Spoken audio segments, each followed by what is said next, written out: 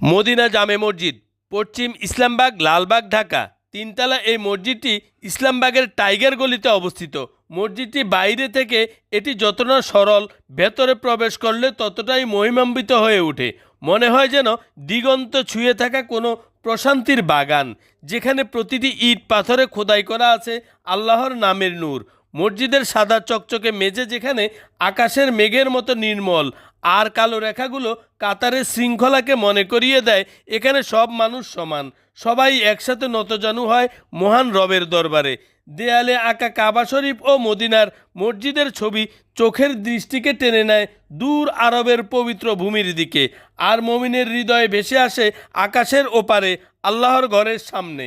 মসজিদের জানালা দিয়ে ভেসে আসা আলোর খেলা এই মসজিদকে পরিণত করেছে নীরব এক আশ্রয়ে। দিনের বেলা সূর্যের আলো আর রাতে মৃদু আলো, দু সময়েই মসজিদের ভেতর জেগে উঠে এক স্বর্গীয় আবহ।